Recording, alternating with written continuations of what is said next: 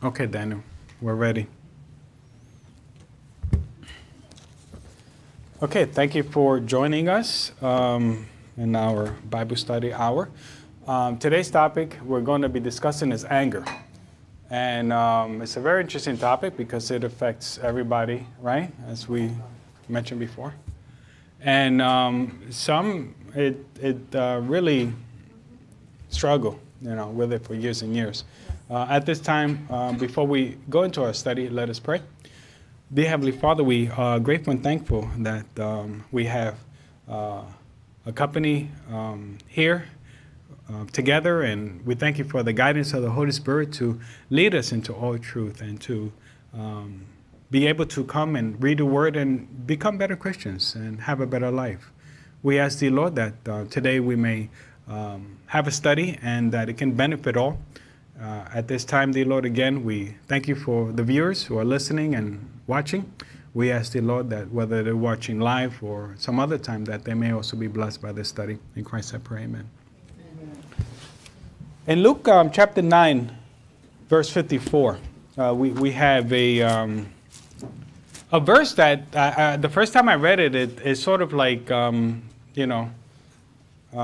gave me some sort of mixed messages, and only later on, as I continued to study the Word of God, that I realized that there was an issue here. In Matthew 9, verse 54, it says, I'm sorry, Luke. What did I say, John? Let's go to Luke 9:54. And when his disciples, James and John, saw this, they said, Lord, without that we command fire to come down from heaven and consume them, even as Elias did. So the little background story is that they went into this Samaritan village, and they got some rough treatment. And so, of course, they didn't want them around, and they didn't physically hurt them, but they were rejected. And John says, how about if we just have fire come down on them? And we know that what fire does, right? It consumes and but that's what his answer to the issue at hand. And so what was the nickname that Christ called John and James? Sons of Thunders. Is that fitting? Yeah, because they had this unique personality, right? Yes. That they argued. And when you hear thunder, what happens? You say, man, what's going on? The whole house is shaking. So when we talk about anger, it's not a lovely emotion, right? It's not a lovely emotion. And for many people, they struggle with this emotion for years and years. And I remember growing up, right? We will watch this particular program where this character, every time he gets upset, he starts turning green and, starts breaking his clothes and, when I don't want to say it, but. You wouldn't like me when I'm angry. Yeah, and so when he gets into a tight situation, what happens? He gets angry. And does he solve the problem? As a child watching this, I said, oh, wow, so this is the way things have to be in order for you to solve the issue. You got to get some big muscles and get angry and break up stuff. And then after that, you run away and get new clothes. And then what happens when he calms down? He gets back to normal. He goes back into being the weak guy. Because that's the impression I got. Oh, so he's calm, now he's weak. But when he's angry, he's big and strong. And people are like, oh, he's, man. Anyway. That's think about watching, a kid watching that. Think about that, a kid watching that. A kid watching sports. When they get angry, what happens? They settle things in an aggressive way. And kids are watching this, and my parents let me. And I'm thinking to myself, oh, well, they were in a different state of mind. But what's foster? in the mind. This situation that when you get angry, you can fix things. When you get angry, you're strong. People listen to you, right? People take notice. And that's the message, at least from my perspective. All right? So, what is anger? Because we say, oh, he's angry. All the time. We use anger in a loose way, right? And I'm not talking about that kind of anger where people say, well, Moses, was angry and, that's righteous anger. I'm not talking about that kind of anger. I'm talking about the anger that hurts people, all right? The anger that people struggle with. The kind of anger that people sometimes even go to jail at a weak moment. And so what is anger? What is anger for me? Especially for me, it's a negative feeling. It's nothing positive. Unless, of course, we're talking about the other type of anger, that you're living in the civil rights, right, era, the 60s, and you see some injustice, and you get angry, and you go out and you do something positive. I'm not talking about that anger. I'm talking about the other anger that sometimes gets out of control, breaks up relationships. It breaks up families. It causes disruption. That's the kind of anger I'm more looking at. And so anger is what? For me, it's a negative feeling. Yeah, the mics. Is there any other definition that you can think of anger?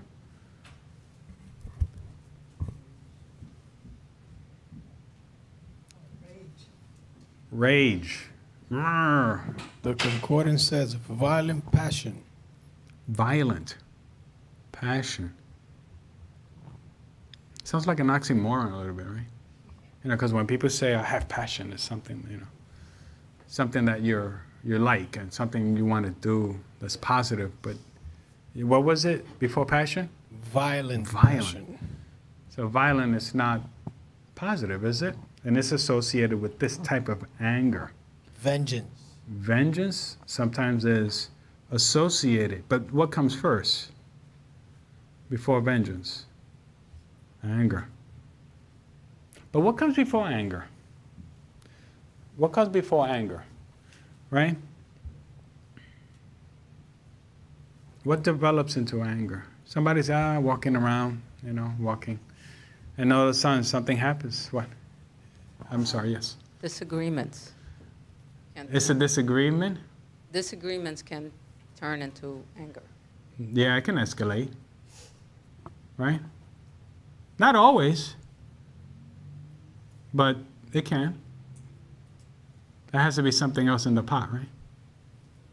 Some history there. Okay, so it's disagreement. But people get angry when there is an unwanted action, right? When something is something that they don't want. It can be selfish, right? Anger. I didn't get my way, so I'm going to get angry. Why people get angry? Why people get angry? Because they're wrong. When they're wrong? Yeah, that could be true. Something wrong is done to them. Oh, when something wrong is done to them. Like what? Because something wrong to one person might not be wrong to, If they're hurt, deceived, cheated on.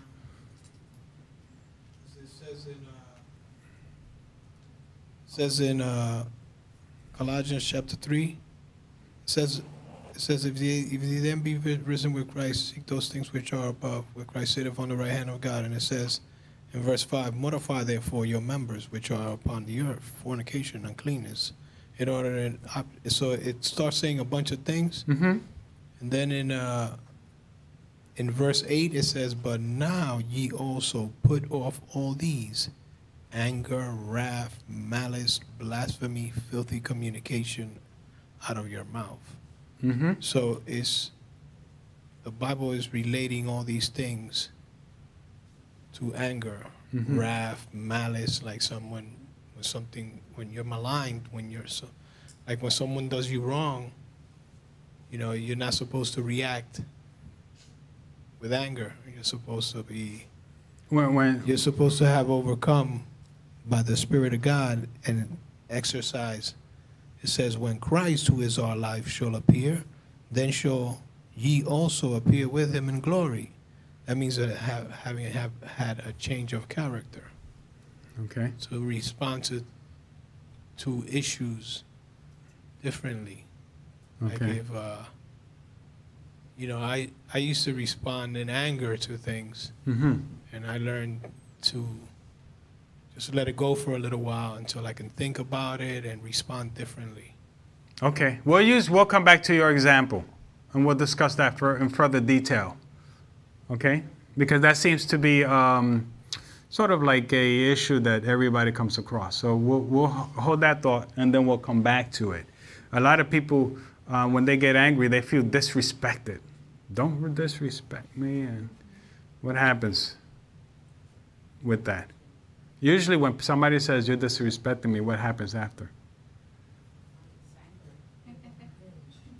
Anger. Yeah. Okay, so in looking at this Bible verse again, it says, Colossians chapter 3. I'll read verse 1 for the sake. It says, if ye then be risen with Christ, seek those things which are above, where Christ sitteth on the right hand of God. Set your affection. Mm-hmm. So anger is a response to a sentiment or an Okay. affection. Okay. It's and in the margin it says mind. Set Okay. your mind. So we respond to anger is a response to our thinking, Okay. to how we feel about things, To how we feel or how we perceive. right? How we perceive is a better word. How we perceive, right? Yes. Okay, we'll come back to that. We see something and we perceive it one way, and then anger follows. Yeah, because when you're angry, someone might come and say, hey, just take it easy. You know, like there's people that do that, and there's Yes. people that see things differently. There's people that's a good word that you brought up, because there's people that perceive things different. Right. People have a different outlook on things, Okay. you know? And, Okay. And that's where we want to get to when I say women generally Mhm. respond in a more, when you have a child, Mm-hmm. and you have a father and a mother, the woman responds more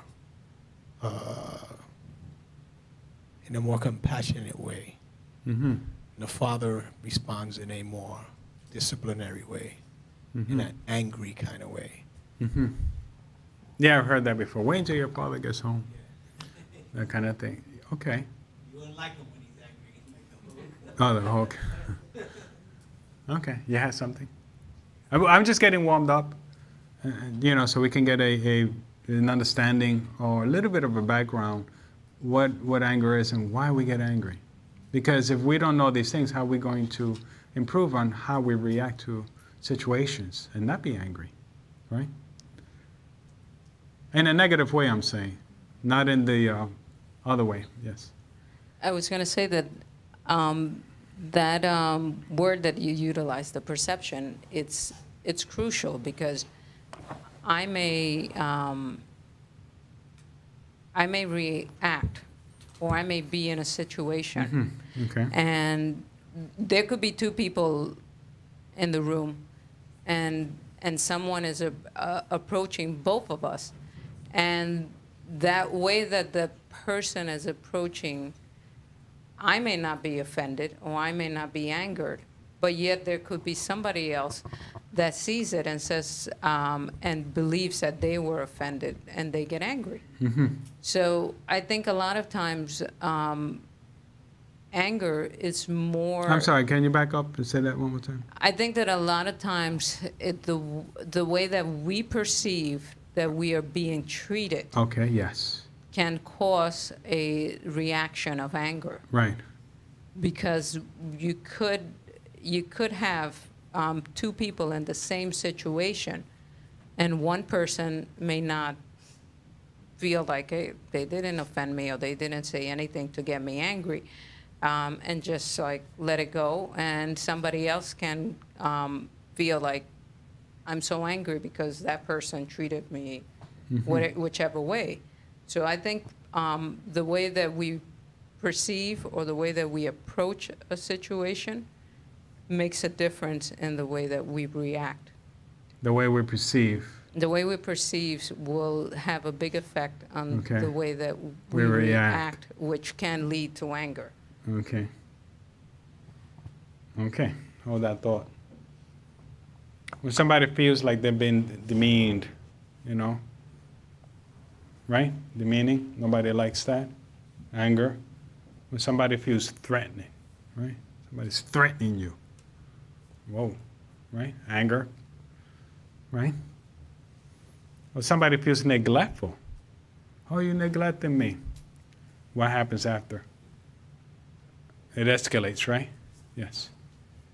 This is a good topic for what we were speaking about earlier. Oh, I don't know what you guys This were is a talking good about topic earlier. for what we were talking about earlier because I was outside. I was in Colossians chapter 3 it says, you know, Colossians chapter 3 addresses this, the topic of anger. It says that you must mortify therefore your members which are upon the earth. And so it speaks of anger there. And it says, further down, it starts at verse 12, it says what you are to do. It says, in place of this, it says, put on therefore as the elect of God, holy and beloved bowels of mercies, kindness, humbleness of mind, meekness, long-suffering, forbearing one another and forgiving one another. If any man have a quarrel against any, even as Christ forgave you, so also do ye. okay. Now I can say, let's say for example, if I want to be plant-based, man, I'm tired of this worldly diet. I want to be plant-based, and I come to the church, and the church says you have to do it. Look, this is the plan. You have to go. You have to be vegan. On your way. What's missing there? Mercy, kindness. How? How? How? Mercy, kindness How? doesn't tell me how. How? Right? So we need to develop strategies, right? We need to develop something, like we know what we need to do, but if we don't develop the how kind of process and how to, first we have to understand the purpose for the diet, right? And then we need the help. How? Because I know what I'm supposed to do. Like I can be a drug addict, and I know I need to stop, but I need a lot of help. I need somebody to take me by the hand and help me. That's like my cousin always says. My cousin always says, because the family go to him for financial help all the time, Oh boy. and he says, He gets angry? no, he says, Oh, okay. I'm going to help you. He said, but always remember this: that help comes with instructions. Yes. Yes. So he's gonna give you the money, but he's gonna tell you what to do with it. Yeah. You know? Yeah. Because that's a problem if you go into him for money, right? That's what I get. Okay. You were gonna say something? He's gonna tell you how to fix the problem. Don't Right. keep coming back to me for that problem if you're not gonna fix it. Right. Right. Hey, I'm going to give an example, right?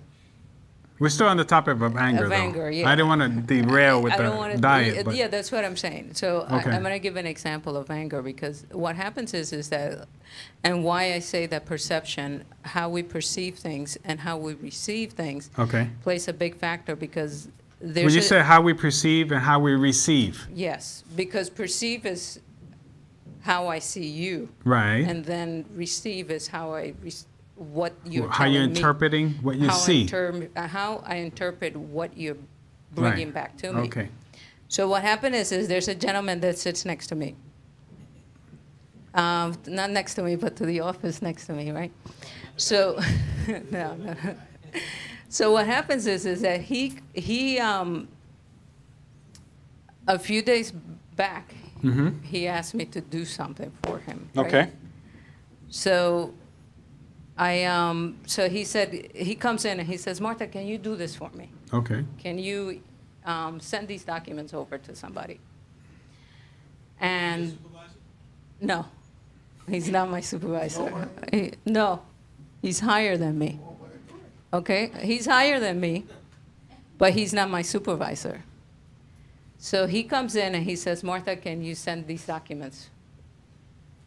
And so my job is to work with the marketing and the outreach of Okay. our department. Okay? So if I take that into consideration, I have to realize that that's my responsibility Right. to market and to outreach. So if he wants for me to send the marketing materials out, and he comes in and he tells me, Martha, can you send out these materials? And yeah, and I said, sure, no problem. And I'll take care of it. Tell me to send me the information, I'll do it. So then I'm having difficulty sending these documents because they're too big. Okay. So I asked somebody from IT to come and help me. So she comes and helps me. She's like, what documents is it that you're trying to send? So I tell her, and then he comes in and he says, what's going on, Martha?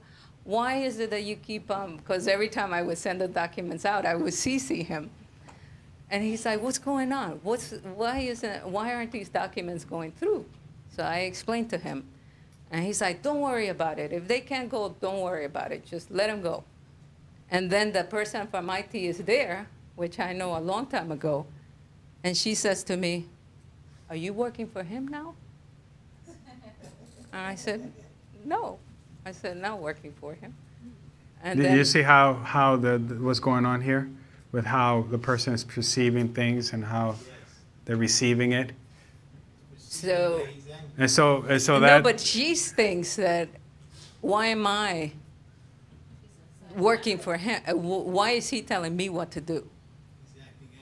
He's not my supervisor. I shouldn't be working for him.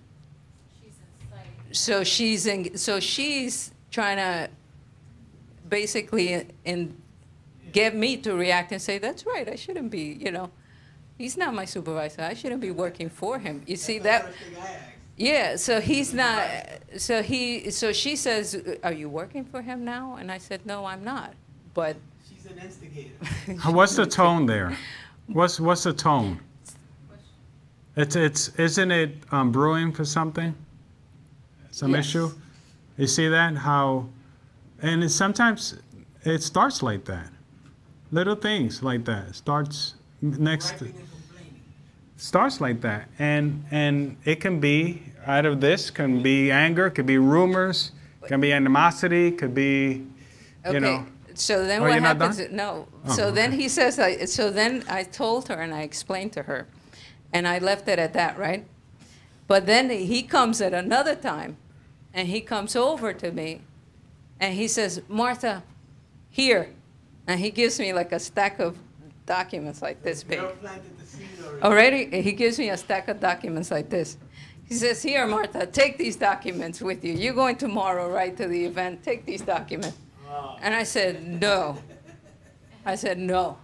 I said, no, I'm not taking those documents.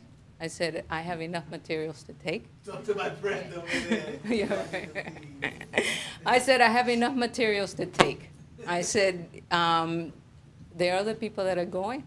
I Right. said, I have to go to Jersey, carry those documents with me, and then I have to bring them back with me. Right.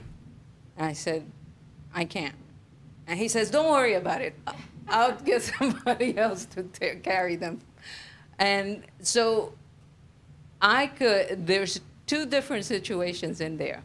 Right. But what happens is that you have to be able to, the way that you could take those two situations and they could come out of control. Okay. But I have to be able to, the way that I perceive somebody, there's certain things that I can say like, okay, this is up to where I go, and I'm not going to go anymore. Mhm. And then there's the other one that I have to be able to receive because part of my responsibility. So if somebody tells me to do something that is within my scope of my work, I shouldn't be getting, I should be able to receive it appropriately.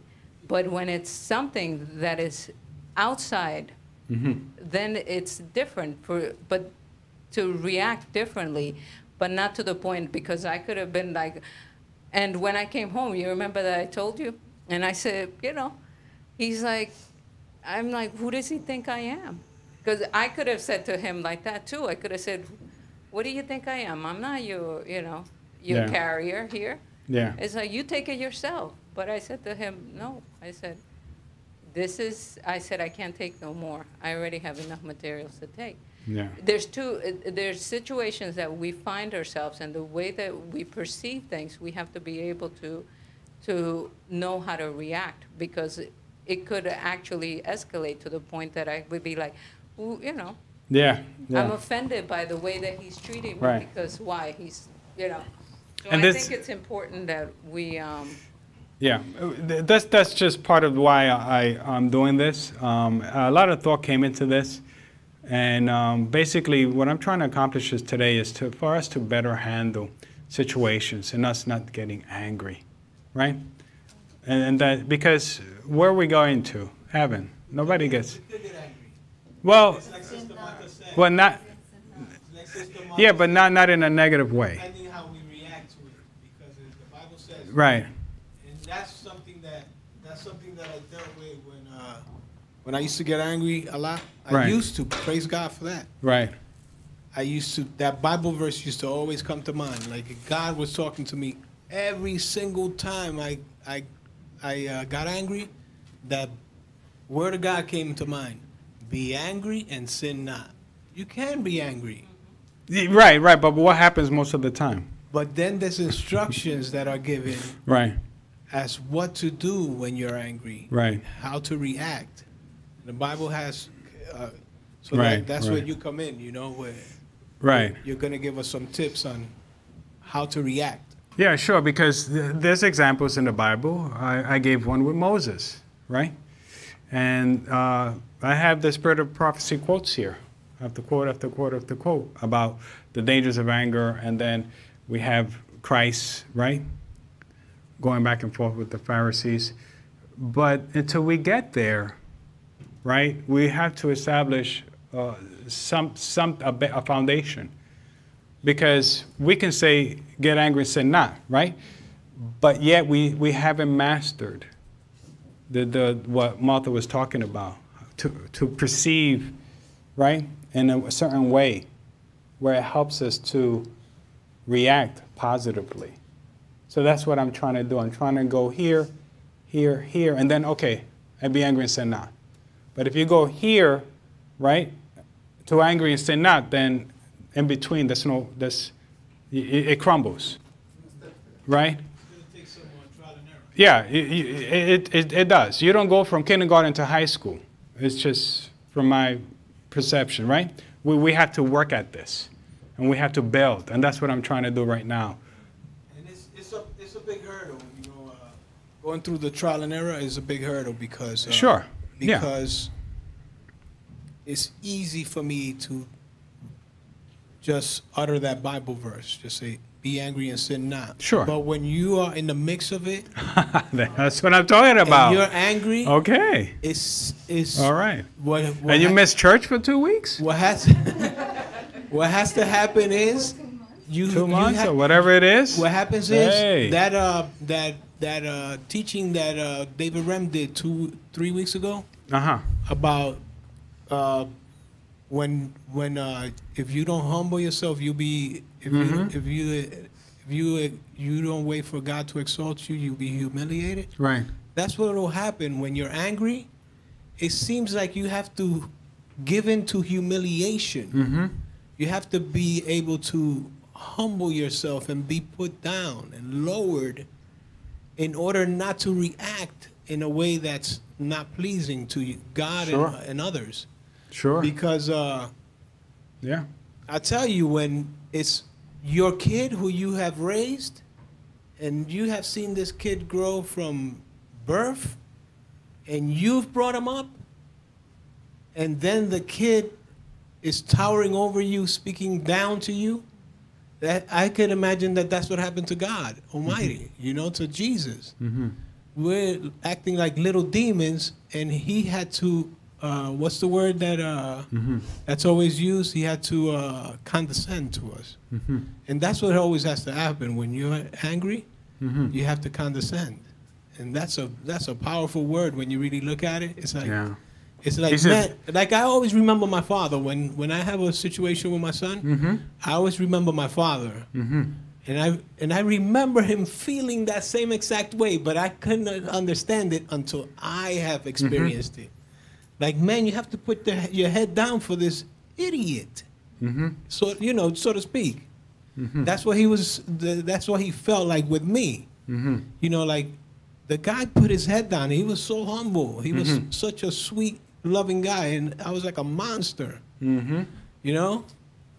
Yeah, I mean, we can go on just on that topic, but what I'm trying to establish, I hope, I don't want to keep repeating myself, but we have to start with baby steps. And I've heard a lot of mentors say, oh, you know, don't be angry and sin not, and then walk away. No, come back here. We have more to talk about. And that's what I'm trying to establish. I don't want you to walk away with that impression that you know the Bible verse, but yet what happens? You know, so I want to have this conversation and be able for you to leave and have some strategies that you can use in a practical way. Amen. Then you can say, oh, be angry and sin not. Okay? Yes, sir. Anger is associated with interpersonal conflicts. Sometimes, a lot of times, anger is because something's wrong with the person themselves. All right? The person evaluates in a negative way, right? Oh, everybody's out to get me. So how do you evaluate? If you had that mindset, the whole world's trying to get me, right? When you're driving and somebody's driving erratic, what happens? Doesn't that, something happens inside of you? And then we're just talking about driving. Oh, but don't be angry and sin not. I'm just giving you a simple example. Just driving, somebody cuts you off. From here to home, I get cut off at least an average of 3 times. And this happens on a daily basis. And it doesn't matter what time it is. It could be early in the morning, it could be in the afternoon, it could be late at night. It doesn't matter. If I'm the only one on the road and somebody wants to get on the road, what do? Chances are they're going to cut me off. And think about what we're talking about. Anger. Somebody damaged your property. Oh, man. Can you imagine that? How angry you're going to get? Anybody get here angry? Damaged property? Whoa. We have to learn to work with these things. How about when somebody loses their job? Doesn't anger sometimes set in? How about when we take inappropriate risk to try to get from out of one mess? We take inappropriate risk, and it fails also. We're not going about things the right way. And what sets in? We get angry at ourselves, angry at the world, or angry at the dog. Okay? Sometimes accidents happen to us. Right? We can be angry. Substance abuse, crimes of passion. What does anger do to your health?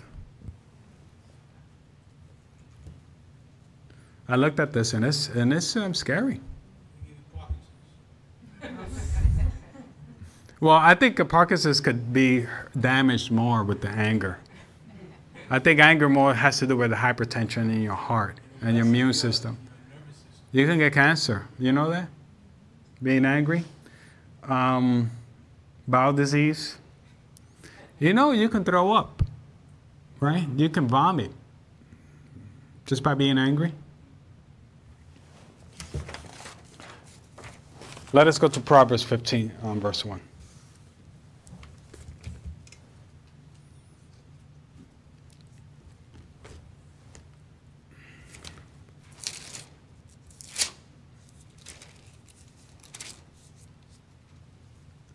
In Proverbs chapter 15, verse 1, what does it say? A soft answer turneth away wrath, but grievous words stir up anger. Words are great power, right? I heard somebody say that the tongue is more powerful than the sword and the pen combined. You understand what I said? The sword and the pen are more powerful put together, right? I'm sorry, the tongue is more powerful than the sword and the pen put together. That's powerful. And that's no difference when we speak words to someone that can provoke them. Or people may say things to us and we can get provoked. Like if you know you're not supposed to say certain things, don't say them. Yes. I think the Bible is so right because it just doesn't say words. It says grievous words. Grievous words. I'm sorry. Did I miss that? No, I'm just saying Okay. because what happens is that when we are angry, we want to say grievous words. We want to say Right. because we are angry, and we Right. want to get back at the other person. Right. And we may not be able to punch them or do stuff like that, you know, to get physical, right? But we're going to say grievous, we're going to say hurtful words that are going to hurt that person. Like we know that if the person, you know, doesn't like to be told that whatever defects or whatever they may be, like, you know, like normally, like kids will say, "Oh yeah, but you're fat," you know, and they point it out, and they know that it's gonna hurt you, Right. and they say, "Yeah," and so they tell you words that are grievous that hurt, but yet before that it says that a soft answer. If you were to say, like, "Okay, you know, fine," like just I walk away, it's like leave it at that, and just walk away, but when we're angry, we want to say words that are going to hurt the other Right. individual to get back.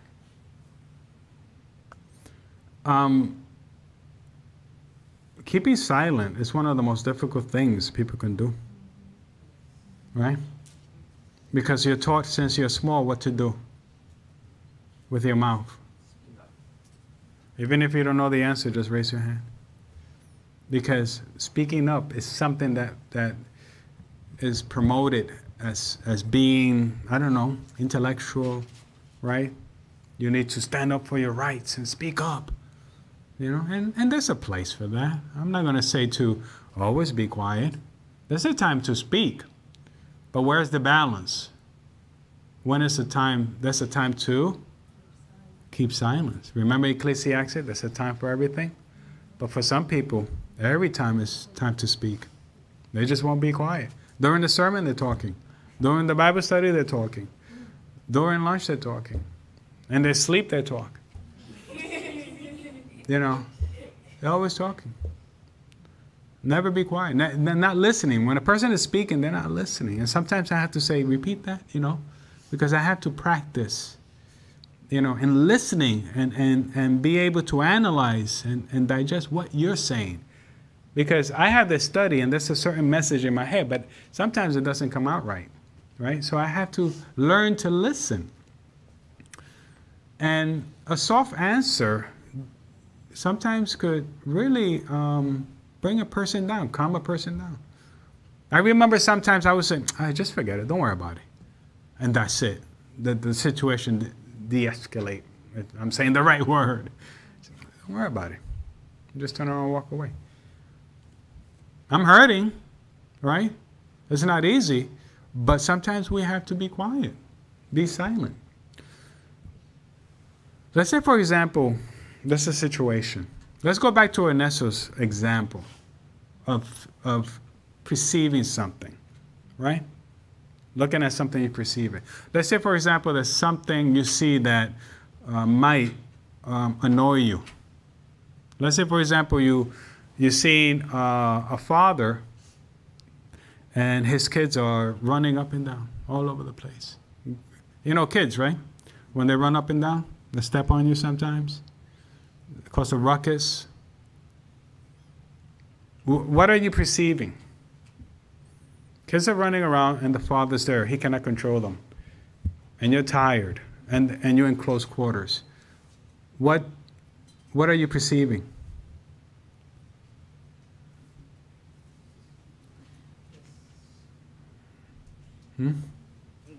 This person doesn't care. Ah, look at this person. He doesn't care. Look at him. What does he do with these kids? Nothing, right? Is that the perception? That's the way you see it? Just because we perceive something doesn't mean that is right. Like we perceive something a certain way, is it correct? No? But sometimes when people look at something, they perceive it, they get angry because they're perceiving it, right, in their own mind, based upon their experience and their judgment and their knowledge. It doesn't mean that they're right. What happened if you tell the man, you know, why can't you control your children? Look at your children. Don't you see them? They're hanging from the ceiling. And what if the man turns around and says, yeah, I know, we just got bad news. The mother just, died in a car accident. What happens now? What has changed? What has changed? Has anything changed? Yes. The kids are still running around. There's nothing that the father can do. The situation has not changed. But what has changed? Information, which leads into what? How you perceive. So now you're aware. You see, sometimes we perceive something, but we're not aware. And what happens to our judgment when we're missing half the information? It's off. And what happens when we get angry? It makes things worse. So what can we do in order for us to look at something and be able to perceive and be aware? What can we do? It's important to have, before you go into conclusions, to have an understanding of the situation. Have an understanding of the situation. Yeah. Yes. There could be a reasonable explanation Sure. as to why. Sure. I think there are times that it may be possible that, I'm supposed to meet you in point A. Right. And I'm waiting for you in point B. And you're like, No, I just and got I'm like- lost. There's no explanation for that. I just can't find a place. and I'm there in point B, and But I'm waiting, trying, though. And I'm waiting. She's saying that because I get lost everywhere. And I'm waiting for you. Right. And I'm like, where is he? He's supposed to be here. I know. You could have texted me.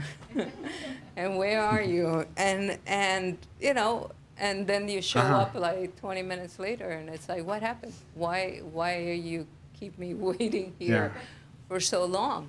That's something else that can get people angry. A lot of people don't like to wait. And I'm like, that I've been commuting and I've done this and now you still keeping me waiting, but then I just go off and drag you to the mud and everything, but meanwhile you could say, I don't know what caused you to be late. Right. And you could have a justifiable explanation, but before you even got the opportunity to say like, Martha, I'm sorry I'm late. And I go like, I'm here, I'm, and I can go off and off and off and off. And then you say, but, I had a flat tire and I had to stop and fix, Right. And that changes how you perceive. And that I say. You're aware, and now you're like, oh, all right, let's just get out of here. True story, right? But what Nah, happens? this is an example. But what happens is that now what do I do now? Most of the problems we have, I was sorry to interrupt you, but most of the problems that we have in our marriage, I would say 90 or if not even more, it's not issues with us. It's issues in the outside. So, We don't have issues per se, like a lot of issues, Everybody has issues, just but we don't. When I clonk you in the head. Well, that's. We were working one day, and I told her to just hang on to this 2x4. She let it go and hit me in the head. That's something we work on. Next time I just have a hat or heart. What is it? A head heart or a hard hat? Just have a helmet. Just have a stronger head, I guess. But right. But what you're saying is that you need to know what's going on first before you make judgments and perceive something. Because once those words are out, that's it. Once the words are out, that's it. Yeah, and we've all been there. Yes. Right. With our children, with our spouse, with our family members, but what can we do when we see this thing here, this action, and we're trying to perceive there's something in my head? Yeah, I felt it. It's like, man, you know, I'm on camera. So Greg is like, and I'm like, yeah, I know. I'm trying to avoid it. I'm trying to ignore it. I'm trying to perceive here. But what do? We see something that's bothering us, that's going to get us angry. And one of the things I try to do, I say, okay, what else can this mean? What's the story here? Let me find out. Yes. I'll give a good example. Okay, a real Another one. example? So a With real me one hitting because Tito my head, wants a my head getting Tito wants a clunked? real example. One of the things that I cannot stand is when the garbage is over full. Okay, I cannot stand. It's like, and the garbage can be. Go to my house right now, and you will see the garbage is full, overfull. I was very busy. You know. So I cannot stand for the garbage bin to be full. Right. And, you know, and I've said it, and I've said it, and I've said it many times. You know what I cannot stand? You But hitting you know what? me in the head with a piece of 2x4. That's funny, right? But what happens? That was an accident. She didn't do it on purpose. Well, that's not the only one. This is reoccurring. We're still working on it. Yes. So what happens is that it's like I could get angry and I could say, you know, and Right. why the garbage hasn't been taken Right. down and why, you know, it's like, but there have been times that I've had to take the garbage Right. myself and take it downstairs because I cannot, you know, it's like, what's the purpose? I was like, with that? Well, one time I you did want me take. to take care of the garbage too? One time. That's a man stuff. But one time I did take down the garbage, and it was like not full. And she says, "No, more could, you know, go in." And then the garbage overfilled, and you know, whatever. So but the anyway, point so is the that point is that you can Okay. mitigate the situation Right. by actually doing it yourself. Because you could get angry, and you could get angry 100 times and say the garbage hasn't been taken down. Why hasn't it? So you know what? You just like say like, you know, Right, I've lost right. this battle. Let me just take the garbage that's myself and go. And that's a it. nice micro example. That's It's a good another way to- example. it's a way but to manage. but what if I'm looking at this children and I can't just go and control these children, right? So you see, sometimes we get angry over things we cannot control, and so I had to say, what could this mean? And so I go talk to the guy. He tells me, you know, the mother died, and we're going through these issues, and nothing has changed. But the way we perceive, right? The way I perceive. Now I'm aware, and sometimes we think we know everything that we perceive to be correct. But the fact of the matter is, sometimes we're not.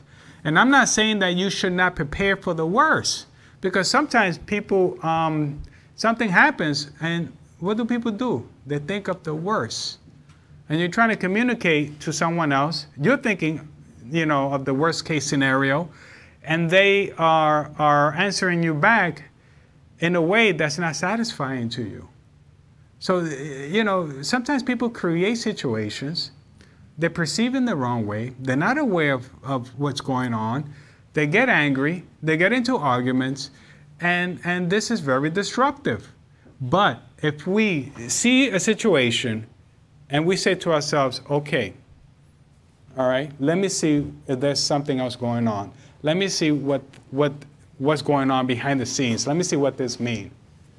And we find out. Then we go back to Proverbs 15:1 and we say, a soft answer turneth away wrath. but grievous words stir up anger. And so what we do, we give a soft answer. We encourage the person. We witness to the person more in that way. But if I look at this verse, and I say, a soft answer turneth away wrath, but grievous words stir up anger, and I say, okay, I know what that verse means, and then I go to that situation, and I'm not prepared practically, what's going to happen? And I hear people always praying about the same things over and over and over and over, and I'm saying, wait, Lord, help me to understand why, this situation happens. And the problem is that sometimes we don't want to perceive a certain way. We don't want to be aware of the situation because selfishness. I want to always be right. And now I'm in a cycle of always getting angry. Why? I blame the world. But whose fault is it? It's my own. The word is there. But because of my sinful nature and my selfishness, that I want to be the right one, right? I can understand. I see it and I can memorize it, but I cannot put it into practical use because of my sin, right? That's it. I want to share this, right, from the book of Glad Tidings by E.J. Wagner. Glad Tidings. What page? Is the book Glad Tidings by E.J. Wagner is This Present Evil World is page 191. 191. It says, the story is told of a man whose besetting sin was a violent temper. He would frequently become very angry, but he laid all the blame upon the people with whom he lived, who were so exasperating. Nobody, he declared, could do right among such people. So he resolved, as many others have done, to leave the world and to become a hermit. He chose a cave in the forest for his dwelling place, far from any other human habitation. In the morning he took his jug and a spring nearby to get water for his morning meal. The rock was moss-grown, and the continual flow of water had made it very slippery. As he set his jug down under the stream, it slid away. He put it back, and it again was driven away. 2 or 3 times was this repeated, and each time the replacing of the jug was done with increasing energy. Finally, the hermit's patience was utterly exhausted, and exclaiming, "I'll see if you'll not stay," he picked the vessel up and set it down with such vehemence or anger that it was broken to pieces. There was nobody to blame but himself. And he had the good sense to see that it was not the world around him, but the world inside of him that made him sin. Doubtless very many can recognize some experience of their own in this little story. See what happened? And then people say, oh, you could be angry and sin not. There's a lot of work to do. Yeah. Listen, I know the verse. I understand the verse, but the reality is that there's a lot of angry people.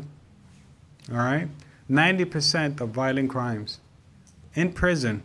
Now, please, somebody tell me I'm wrong. Do your own research. But what I researched is that 90% of violent crimes in prison are caused before what this is said. Let me remember.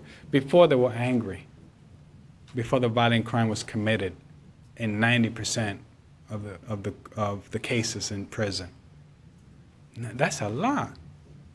That means that when there's somebody in prison, there's a 90 chance, I don't know, that they're in prison because they were angry. Yes. True. Am I, you know? I'd agree with that. I mean, somebody, you know, you know how the internet is, okay? I subscribe to that. And just text me, you know, send me something, tell me I'm wrong, that the number's a lot lower, please. But anger has a lot of, has a deep root. You know, a tree that has a deep root inside of the heart, of the soil. That's how anger is with the person. It's deep, and the roots go like this, and they have a hold in your heart and your mind. And we have to really work hard to break those roots and cut them out right? And what I was talking this morning helps with that, the fellowship, right? Because when you're surrounded by Christians, that sort of helps you. You get two people together that misbehave, they're not going to do well. Yes. What happens is when you're surrounded by others, if it's you and me, like the examples that you gave this morning, if you're by yourself, you're like, nobody saw me. But if it's you and me, you're accountable to me. Right, right. You're held accountable. And if there's more people, you're held more accountable. So Right. you don't come in here and we don't come to church and act silly. So that becomes a habit. Right. That you know, Right. psychologically, you are thinking someone is always watching. Right. And what you want to have in mind is that Christ and the unfallen world is always watching. Right. And the greater that habit becomes, the more you'll be able to overcome sin. Right. The sin of anger that way. Right. But you know that Daniel, when he walked on earth, he was faithful in the little things. And so he was faithful in the great things. And that's basically what I was thinking when I was, doing this study. And so when we think about anger, we have to be honest and say, this has a stronghold in my heart. Like when somebody says, I don't have an issue, sometimes that is because they have an issue, and we just have to be honest with this issue here, anger. Very, very destructive. You have something else to say? If not, let us go to Genesis 49, verse 6. Let me see. There was a lot of verses that I encounter. I just hope I don't get them mixed up.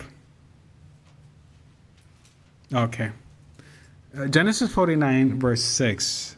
It says, O my soul, come not thou into their secret, unto their assembly, my honor. Be not thou united.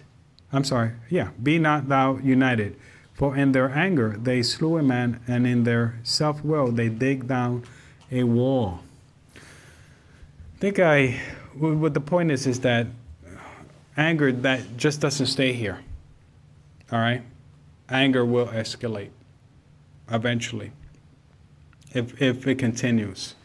And one thing that anger has the ability to do something to the mind that it becomes irrational. People do things when they're angry that they wouldn't do in their right state of mind. So I read in the Spirit of Prophecy, anger opens the door to Satan. And when we think about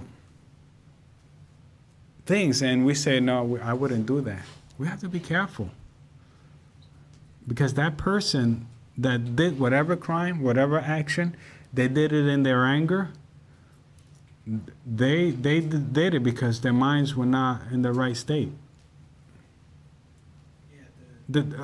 Our boundaries are broken down by anger. The court system warns you, or they speak about doing things in the heat of the moment or in the heat of passion. Right. There's a certain level of loss of consciousness. Right. When people do things in the heat of passion. Right. So I've heard it say in I don't know if programs or real court hearings, Right. that the judge will say, or the attorney will say, Judge, he did this in the heat of passion, so they will take consideration for the person. It's like he lost his senses. That's a defense. I think it's called mens rea. The state of mind of the person wasn't right. So the defense lawyer uses that as a defense for what happened.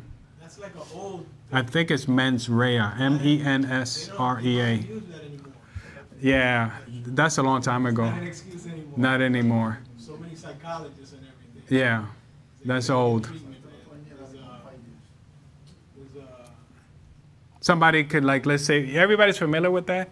Like somebody gets angry, they lose their judgment, their right and wrong perception are blurred, and so they commit crimes that they say, oh, I forgot, I don't even remember what happened. That's like I always remember when I'm angry. Right. Like I remember that, but it's like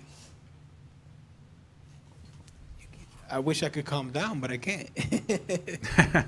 you know. Yeah. It's like you're aware of these things. It's Right. like I've really lost my mind. I'm in the heat of it. Right. Some people don't even remember what they said while they were angry.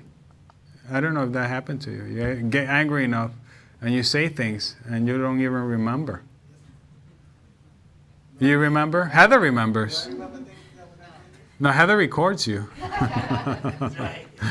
Put you on YouTube. That's right. 10 years later, she was like, "You said that, and you said it this way." Yeah. I remember patterns more. If something happened once, but if something happens 1, 2, it's a pattern, and I remember it more. And but do we have examples in the Bible of godly people making such mistakes? Yes. Sure. If I told you that Moses murdered somebody, what would you say? I say it's true. It's in the Bible. and Peter. Peter? What about, we just read John? Pastor Tinsley says. Oh, yeah, you're talking without the mic. Pastor Tinsley says about Peter. He said if there was a gun there that day, some people would have got shot. I think Peter would have shot himself in the foot because he was a fisherman. So he wasn't a soldier or a marksman. Huh? He knows how to use a sword, right? I think he went for the head, not for the ear. I don't know. He cut off the servant's ear. I don't know. But that's both are bad. Who are you pointing to? Oh, Tito. For experience. From right? experience? Yes. Okay. When a person holds things back, Right. Like anger, that you believe that they're taking advantage of not only you, but the whole crew. Right. Like, they know they're doing wrong, but, let's make money out of these people just by paying them $10 an hour. Right. So so that happened to me personally. So my mind, I was holding it for weeks. I'm sorry, let me understand this. Somebody's trying to take advantage of you? Not only me, the whole crew, for years. Oh. So I was thinking about all that abuse that was going on in my mind for weeks. Right. And I just lost my mind, went through a red light. Ah, And then, man, I just I quit. He was a bus driver. He did it Yes. for 1 month. Only 1 month. No, but listen to what he's saying. 1 month, though. Listen to, right, no, but listen to what he's saying. He went through a red light. Why? What was he thinking about? He was angry. Angry to the point that he doesn't see that red light. What could have happened at that moment when he went through the red light? Where are you driving? A bus. Okay. Like small transit bus, right? Yeah. So what happens to his perception? Anger You see, this is real. some things, Huh? Anger makes you lose your mind. Anger makes you... Hold it. And if you don't deal with it, you could lose your mind. Yeah, but how do we deal with it? That's why we're trying... I don't want you to walk away from here and say, I don't know how to handle... or at least have an idea about how to handle... not have an idea about not to handle anger. I want you to... I understand what you're saying. We have to deal with it. But then we go back into the example I gave. Oh, I have a plant-based diet. Oh, you just got to do it. But how? We got to deal with it, but how? And so this is what we're trying to establish today. Some strategies that can be used in a practical way that we could use practically, read the verse and say, okay, I understand, I can do this. By the strength of Christ. Because we do it by our strength. We're going to today or tomorrow be angry and sin. I hate what this guy's Huh? saying. I hate what this guy's saying. So we went to a meeting. And they had There's more? Right, they had a Okay. contract, right? Okay. So finally, they decided to go to a meeting, the big boss, Right. and right, yeah, them. Right. So they finally agreed to pay the people that were paying them $10 an hour. They jumped up to $15, $16 and paid them all those behind. Right. Were you one of the ones that brought that up? No, I was just a newbie. Quit? Of course I quit. Before that happened? Yeah, that was the last day I think that I was there, the contract. Okay. You know, because I was happy for the people that got the money, Right. Because it was so many years of abuse, Right. But thank God for them. I see you, Betty. I'll come to you. No? Okay, we'll do Greg, and then you. I thought you had your hand up. I'm sorry. Okay. Okay, go ahead. I think with anger, Yes. it's all about perception. I still struggle with it, but I'm able to recognize when it comes when it's boiling on me. That's the first step. When Yes, it's boiling that's on a good me. thing. I remember a while back, I was in Marshalls with my son. You were And doing what? In Marshalls. I was buying clothing. Oh, yes, with in the my clothing son. store. Okay. And there was this person next front of me, and every time I tried to pass him, he just go to my side, okay. and go to my side, Right. and it got to the moment that I just went crazy on the person, went crazy, and my son is like, "What is wrong with you?" And the person's looking at me like, "I'm just looking at clothes. What's the matter with you?" And it's my perception was that he was blocking me. Right. And because it's a small, it's a small area, I didn't say excuse me, I didn't say anything. It seems to be that every time I was moving, he was moving to my side. And my perception of things was that he's seeing me moving and he's trying he to was block blocking me. you on And purpose, he did it, and yes. you wanted to. And I went my son Get the grabbed me. sales before my he son, did. I remember my son holding me like, "What's wrong with you? You're crazy." And then that year, my son came and gave me an Angry Birds teacher. I still have it though. Yeah, he gave me that just as a reminder of that day.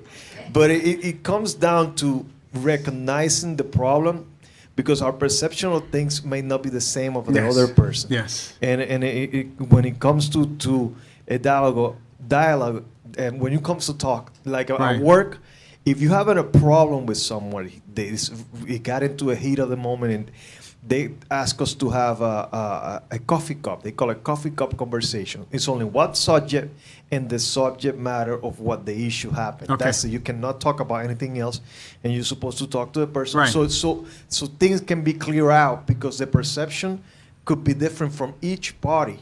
They have the argument, and Right. so far they do work. They do. Once you talk to the Sure. person, when you coworkers, when you talk to a coworker about what that person, sometimes they just do things because of habit. Right. They don't think they're gonna bother you in any other way. So, but and you think that this person is doing it because they don't like you. They do these things and they make you work differently because they don't like you. Right. But in reality, it's just how they work. And they can do their job, or they do Sure. anything else. That's what I just want to share that. No, that's a good example of how to deal with things. And what if John would have sat down with the Samaritans and had, what was it, the Called coffee cup conversation at work. coffee They call cup it. conversation? Maybe he would have found out that. That's a good one. Yeah, maybe he would have found out that, you know what, everybody in this country is like that, is behaving the same way. Maybe, I don't know, maybe he would have found out some more information. And sometimes we say, oh, let the fire come down and burn up this person. But we need to be careful in how we perceive things. Sometimes we do perceive things, and it is what it is, right? I mean, but again, what we're trying to do is try to not put us in a position where we get angry and then later on find out that, oh, well, I wasn't right. And then how are we perceived, right? Because when we get angry, somebody's watching us. Isn't that true? Your children are watching, your wife is watching. Yeah. Huh? Heather says you talk too much? Sometimes people, hey, listen, things happen and they, people get angry, but they don't like go down and go to a school and shoot students. You know, I don't want to dampen the mood, but people do crazy things, and they kill a lot of people. Yes. Sometimes themselves. I'm sorry. You've heard the saying that you should strike while the iron is hot. Oh wow. And sometimes we take it literally. We take it literally, yeah. Strike while the iron is hot. There's something that, you know, for me, I try to work on is strike not when the iron is hot, Right. but whenever the situation become calm, and I have time to think. So following night I got up. Okay. Everyone was supposed to have gone to bed. You see, I told you that to strike while the iron is hot. Right? And something happened where, you know, I was upset. Right. And I said, okay, we'll deal with it in the morning. Did you go to bed and slept? I slept like a baby. Oh, okay. Wonderful. Right? Because if I allow it to build up, Right. I'm not going to get a good sleep. Right. It's going to affect. But when I went to sleep, I start to strategize, start planning. How am I going to get my way? Right. Right? Because if Sounds I like strike- scheming. You're not scheming. Give you time to think. Oh, to okay. think. Because if you just react, Right. you're going to act out of passion. Yeah, right. if- Then this is what I'm trying to get at. Your perception. Yeah. I keep saying perception, but basically, what I'm trying to is like you don't think rationally. Yeah. But when you Yes. allow time to go by, then you act out of principle. Ah, you see how what comes up when we talk about these things. We develop strategies in how to deal with things in a practical way. So when we read the verse, we say, it's coming alive, right? Now I have, something practical to hold on to. I saw you first, or Ernesto, Alamzai. You keep it short? That's okay. I won't get angry if you keep it long. Oh, I was on the receiving end of the anger or rage, and it was on the road, Right. but from a biker. Oh, okay. So I enter the roadway. He's behind me. I could feel he's gaining speed, approaching me. So I'm thinking, do I get out of the way? Does he want to pass me? Because it's a solid line, so you can't right away. Right. So there was a bug. Windshield wipers going. So we're going a good mile. He's to my right. He's to my left. It was raining. No. Okay, I'm sorry. You said windshield There was washer? a bug. Oh, there's a bug. I Oh, used so my there's all kinds of windshield things wiper. going on. Okay. So, and it's the type of road where once you enter, you kind of have to keep up with the speed limit of the traffic. So I'm doing my best to do that. But for whatever reason, he's angered. He's to my right. He's swerving to my left. Then I see the hand gestures going. So I'm like, oh, what's upsetting him? Again, I'm trying to wave him across. You know, I go over It to the wasn't shoulder. great, was it? It wasn't. No. I go over to the shoulder a little and trying to wave him across. Right. That upsets him even more. I don't get it. So the hand gestures are going. So the children are with me. We're trying to get them to school. So I'm like, don't look at the guy, just look forward. We're just gonna continue on. So there's an option, a red light is coming. We're Right. approaching a red light. Or you can turn off and go onto the highway. So I'm hoping Right. that he'll just do that. He doesn't. He's still behind us. Don't be, like verbally, he's just saying out loud, don't be a blah, blah, blah like your mom. Is this what you're teaching your children? I'm like, what is he upset about? So at the red light, once it turns green, we both proceed to turn left. I'm like, oh my goodness, he's actually He's going following to school us. with you. He's an Adventist also. And then so how we end up is he comes around and Right. cuts me off with his tire and just parks his bike, hops off and gets on the phone, and so do I. Police arrive. We have the town of Wallkill. We have the state troopers. Long story short, it turns out he's upset that I used my windshield wiper and that I was laughing at him, is what he stated, according to another witness, which happened to be George. Because I call him, I'm like, I'm trying to get the kids to school, and this guy does this. So he comes to help me get the children to school. So I was like, okay, thank you. He talks to him, something about he just experienced a friend who lost a barn that was burned down with a fire. And another friend of his who was riding his motorbike and got into an accident and lost a limb. I was like, well, what does that have to do with me? So Yeah. anyway, so Yeah. You see what's going he's on? hypersensitive or what have you, Yeah. and he believes I don't my understand how actions the were wipers. against him. Right, it upset Do you me. use the windshield fluid? And the fluid didn't fly over it. Like, how could it reach him? You I know, don't no, the fluid Maybe that he was will following reach too him. closely. And we'll reach But me using him it and had the other nothing cars to do with behind him. him. But that was his perception. Yeah. But I kept cool again. Let the law handle it. He wound up getting a ticket because he wasn't registered. And so, anyway, so the insurance is going to take care of my little bump on my bumper. So Okay. he caused a little scratch and, yeah, cut me off. Boom. With his bike. Yeah. What happened to this person? The anger led to what? It led to a lot of things. But what broke down before? His mind broke down. His boundaries. He had no boundaries. And people don't like to have boundaries. But when we have boundaries, this is the Ten Commandments. We are safe.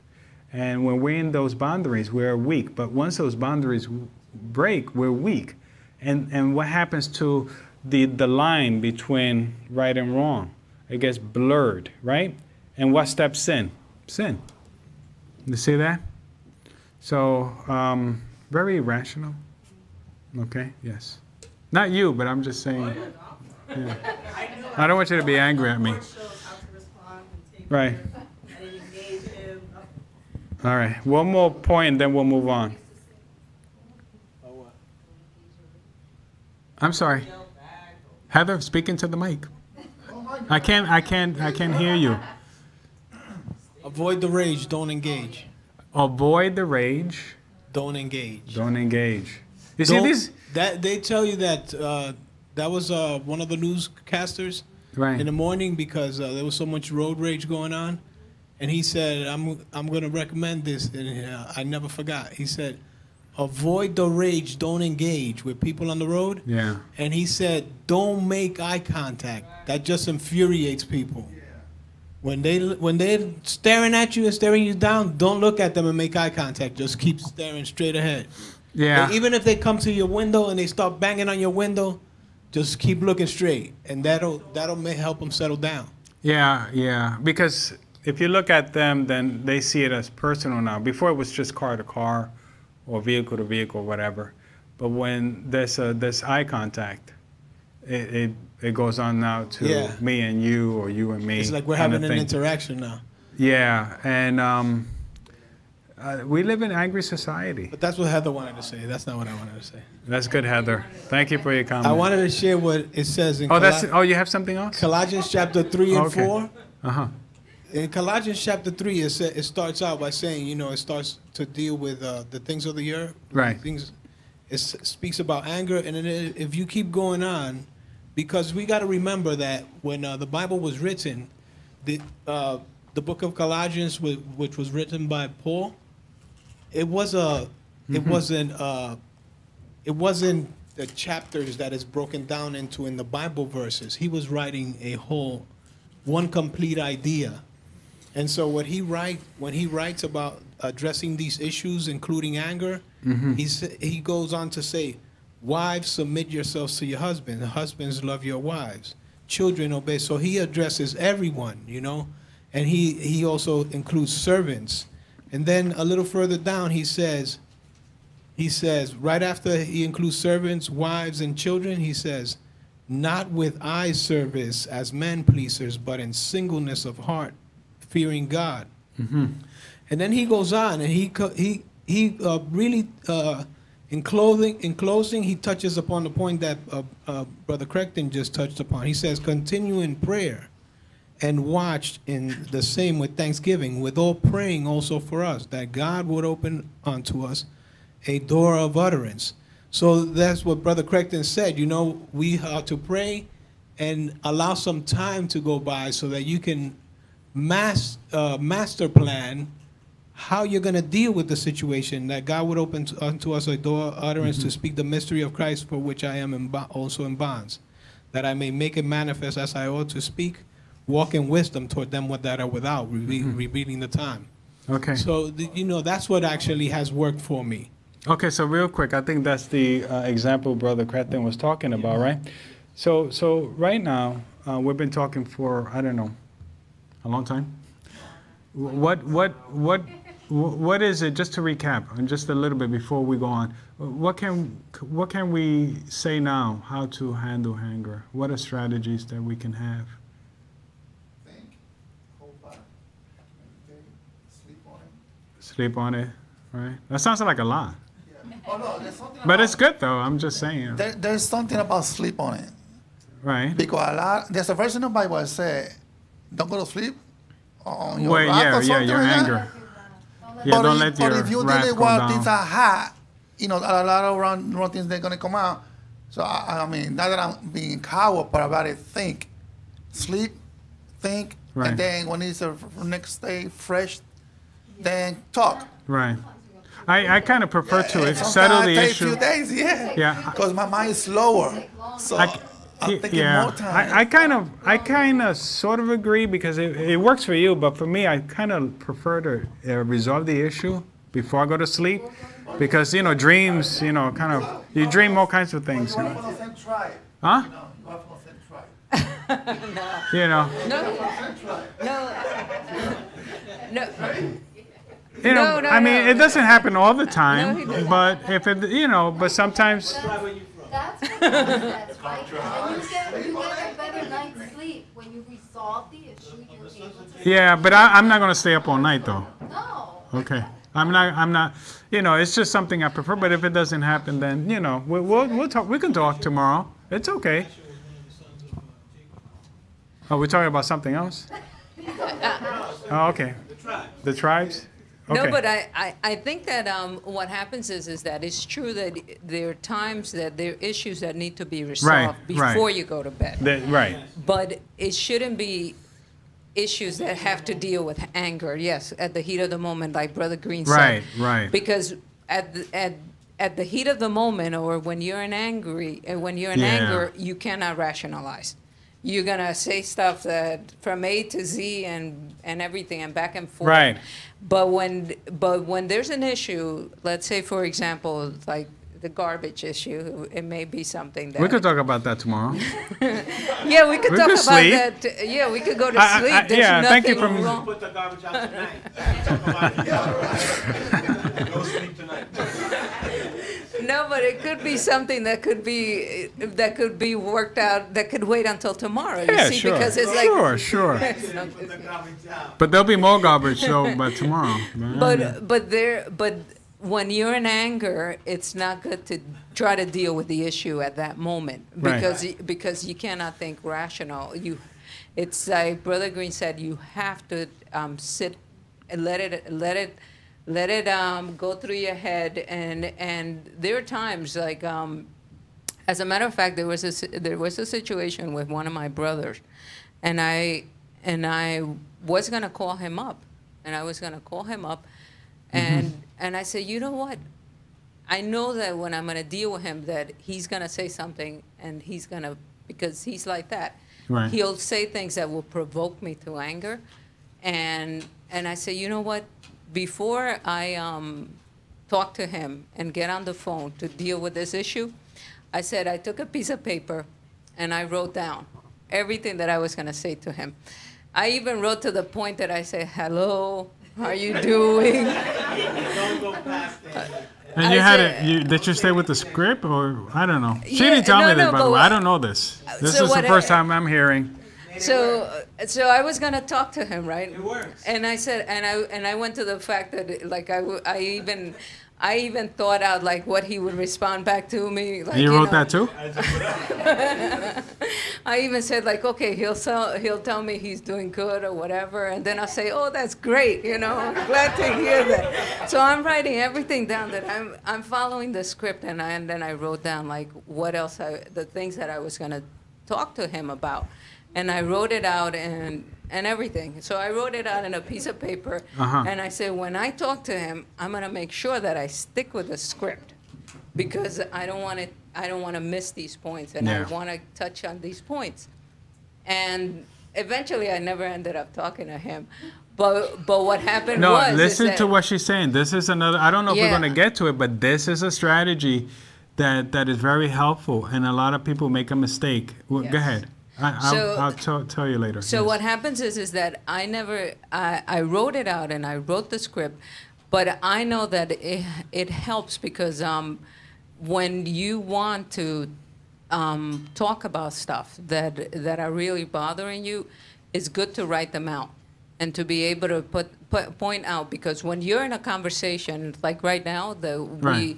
can go from one point to another point to another point. Right. But when you have it in paper and you say, hey, by the way, I want to touch, you can stay to the script and address the issues that bother you, Right. so that you can, deal with them. Because like what Brother Tito was saying, that he worked for this company and he thought that he was unfairly being paid. Right.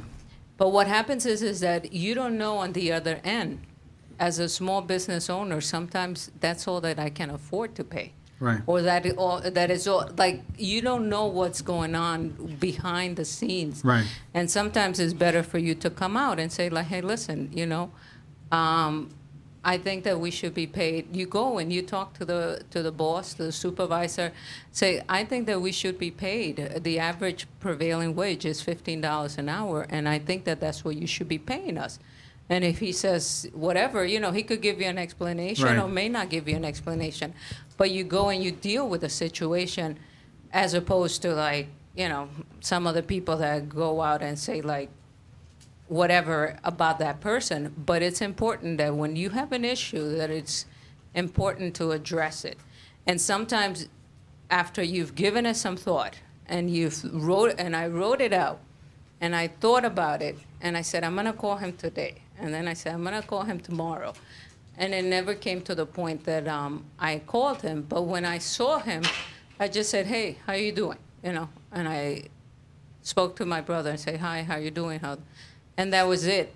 But what happens is that by then, it's like it wasn't necessary for me. Solve all the issues in your mind, writing it down. At least for me. But then when you also look at the issues and you realize, is it really important for me to address these issues? Okay. Is it really necessary? Listen to what she's saying. That's And sometimes you realize, what's the purpose? It's like, the fact of the matter that I don't like to see the garbage full is my thing, that the garbage shouldn't be full. It doesn't necessarily affect him. Yeah, right. So that's what it is. To him, it doesn't bother him that the garbage may be full. So you know what? It's like sometimes I pile in more garbage than is necessary. Yeah. And just keep pushing it down. we compost and we don't throw like food scraps in the garbage. It's just plain garbage. It's just like, Paper and stuff. some paper, plastic, So So the garbage is there's no flies around the garbage. And I would prefer to take out the garbage before it gets full. The most difficult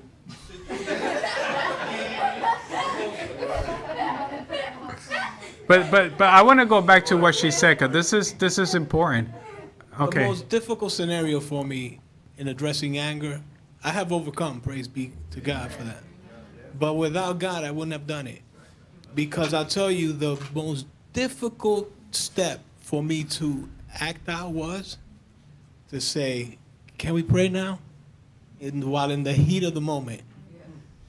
And it was for me to be able to exercise that, because now when you're in the street and you get angry, you're not going to ask those people, can we pray now? But that was a practice that I had to get used to.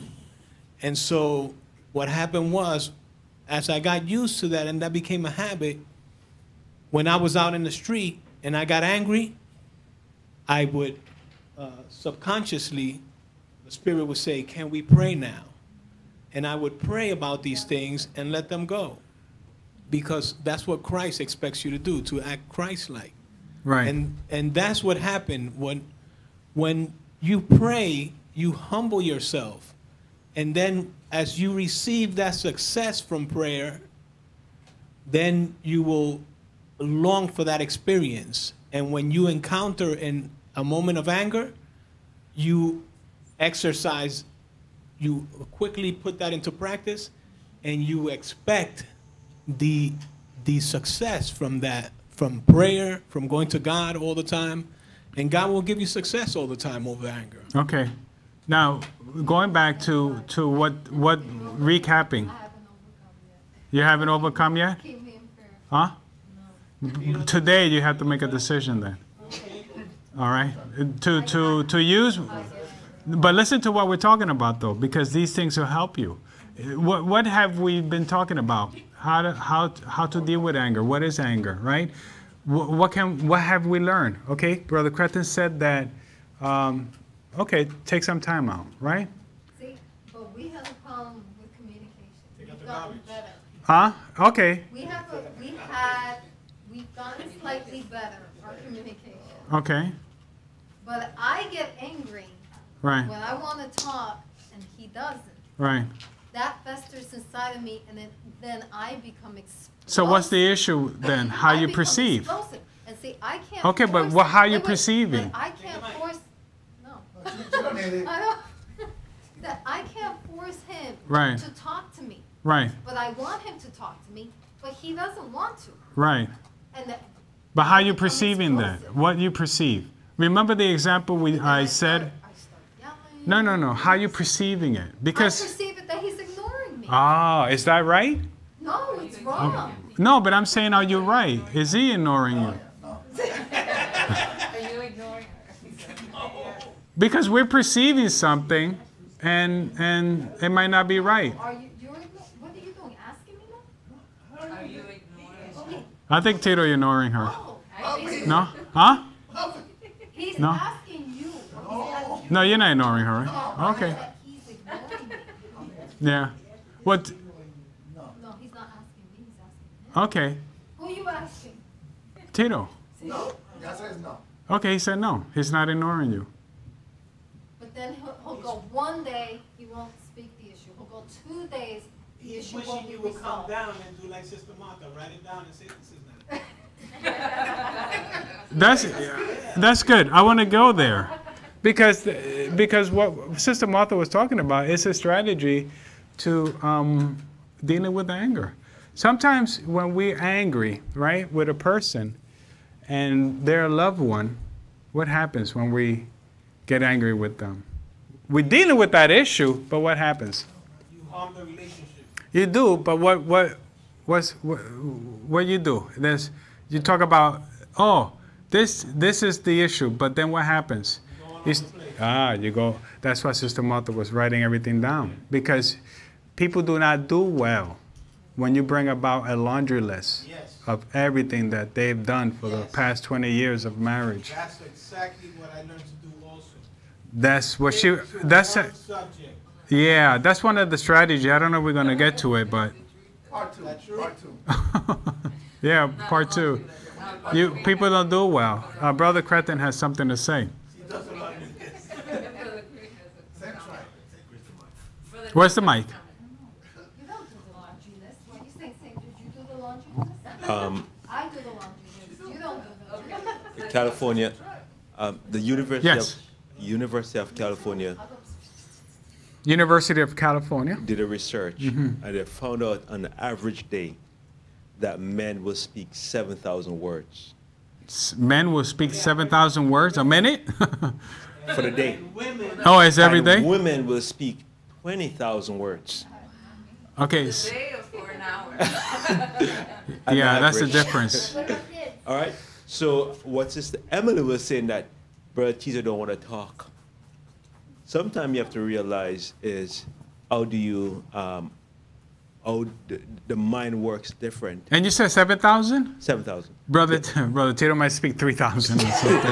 No. On average. Maybe on No. on What I'm average. saying is that Exactly. for a relationship not to get Right. anger, you have to understand the person who you're married to.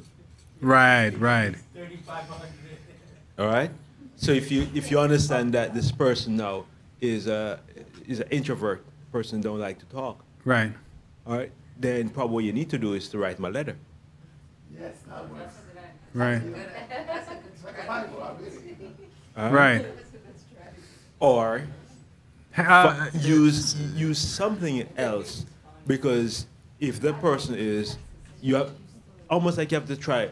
It's try and error. Use something else, right? Sign language. Because if what you're doing, say for instance, for us, if what we've been doing in our marriage for how much years now we've been married, right, if it's not working, it makes no sense for me to continue using it. Right. Yes, brother, but I wrote him text and he wouldn't respond. I wrote him text also and he haven't responded. So, but I don't get angry about it. Yeah, Emily, don't be upset. Tito treats everybody the same, so don't get angry. All right, speak into the mic, please. But Oh, wait a minute. The laundry list is coming out. But I'll say this though. Last night, Brother Tito responded. Oh, excellent. All right. Excellent. So there's improvement there. That's improvement, yes. Oh, no, he really responded to that. That's good. That's good. It took me 4 years. Right? It took you 4 years, Oh, you responded. but he responded. Respond 6 words. Well, we have a situation where we have one individual that, speaks less, and then we have Emily that speaks normal, right? Normal range. But we have to come together. You leaving? Okay. All right. It depends on everybody. But I'm trying to recap the different strategies that we can use in a practical way. And one of the things that we do is that out of habit, we think that everything we perceive is correct, right? We see it, we analyze, we perceive, oh, that's it. But sometimes it's not. Sometimes it is, sometimes it's not. And so we have to make that extra effort and to try to get some more information. So our perception might change, it might not. And if it's a worst case scenario, be prepared for it. But if you say to yourself, what could that mean? Or what else is involved? It's not going to hurt, right? And who's going to, it feels good when you go into a situation thinking the worst and you come out, oh man, thank you, Lord. This could have been a bad situation. But because I use my knowledge of the Word of God, put it into practical use, right? I was able to overcome something that I've been struggling with for years. And when you do it once, guess what? It has an effect on you, more than what you know.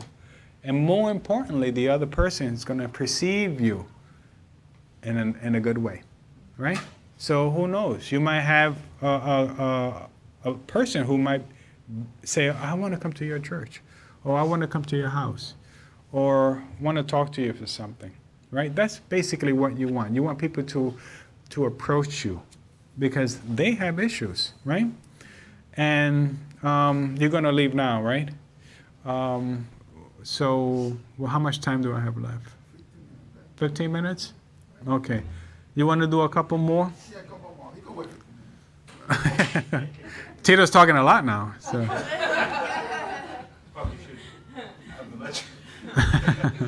Let's go to Psalms 37, verse 8.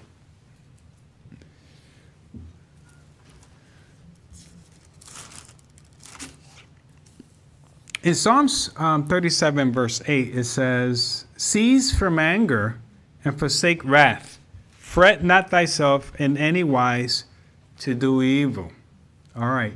So basically what they're saying is what? Stay away from anger, right? Why should we stay away from anger?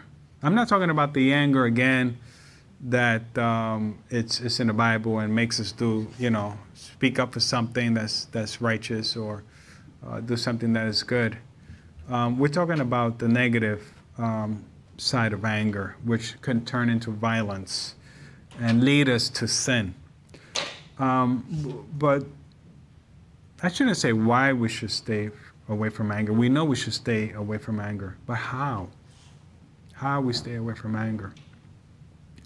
For some people, anger could be like this because of whatever they've experienced before, and then the reaction to that anger is sometimes even quicker than that. Yes? I knew somebody that her husband used to call her Foforito. Foforito in Spanish, right? It's And that it's, means in English, I'm sorry, a it's, match. it's a match. It's a match. Foforito, yeah. Yes. Yeah, it took me some time. I was like, Foforito, because what happens is that When it like lights up. when you take a match and you strike it, Right. it lights up Right away. quickly, right away. Unless it's wet. Unless it's wet, but If you had the camping ones, For it doesn't the- matter. Same guy. This is childhood friend of mine we used to call Foforito. Foforito. there was a woman that I knew, and the woman was Foforito. Yeah. And she was small like a match. Like, But what happens is that when we turn away from doing evil, because forsake wrath and fret not thyself in any wise to do evil, because that's what we normally have a tendency to do. We want to get back at the person. We want to get even with the person. right. And because we feel that we're being neglected or we're being slighted. But the reality may be like Brother Greg was given that example, that the guy was just moving at the same direction that he was moving. Right. But yet he thought that the guy was slighting him, that the guy was doing it on purpose and, Right, and right. trying to, you know. Which sometimes it can happen, right? It can happen. I don't know. It wasn't like that in that situation, though. I felt like that, but he looked at me like, I'm just looking at clothes. Right. And my son reacted like him, like he just looking at clothes. Right. So your son is an outsider. My son was little, he was just looking at Yeah. the thing. Oh, he was watching, so he knew what was going on. Yeah, And he told me out like, you're crazy, you go all the way around or something. yeah. So what happens is that it could be, you know, it's like it doesn't necessarily. I mean, there are people out there that will do things on Right. purpose to antagonize you. Right. But then there are people that may say something, but it doesn't necessarily mean that they're trying to get even with you or Right. or they're trying to slight you. And what happens is like what Sister Emily is saying, that Tito doesn't want to deal with the situation. He doesn't want to speak about it. But what Right. happens is that sometimes it may take him a day, 2 days, 3 days, you know. But what happens is that that's the way, like, we have to realize that not everyone deals with situations in the same manner. Right. And what is a perception to me that is urgent and needs to get addressed now, like the garbage needs to be taken out now because it's full, and yet somebody else may not see any urgency to it and say, like, there's no need for the garbage to go out. And we have to be able to realize that what I perceive as urgency is not what you perceive as urgency. And like we have this saying at work that don't make your delay my rush. You know, just because you're in a rush and now you come all of a sudden like, we need to get this done. My what is it? My delay, your Don't emergency. don't make your Right. delay my rush, you know, Right. because it's not. It's like to me, it's not something important, Right. but to you it may be. But we need to be able to come together at a different environment where we're not angry, to then be able to deal with the situation. Because, like Brother Green said, men do not talk a lot. Women do talk more, and we're very expressive, and we want to be, you know. And women write more, right? Yeah, women. Yeah. At least I do. We're very expressive, and Right. sometimes we need to be you know, say these things, Right. and get it out. But men sometimes do not need to express that much. So we have to be able to find a balance and realize that what the way the other person is, I have to be able to respect the way the other person is.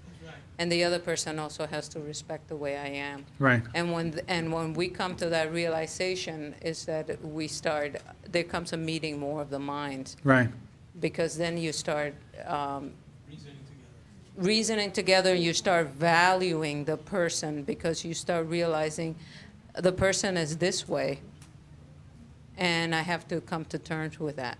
I'm Yeah. not going to be able to change that. I remember there was a friend of mine that she said, once I get married, you're going to see he's going to stop smoking. I'm going to make him change and stop smoking. Right. He got married, and then He smoked more? the problem was still there. Now there was the problem. The problem was still there because she couldn't get him to stop smoking. Yeah. So then what do you do? Yeah. It's like either you come to terms with it, but you need, you have to come to If terms the with it. person doesn't say anything wrong with what they're doing, they're not going to stop. My sister used to say, I'm going to call him master like Sarah called Abraham. Go see her now.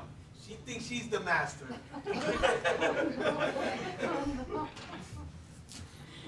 That's one way to stay away from anger, right?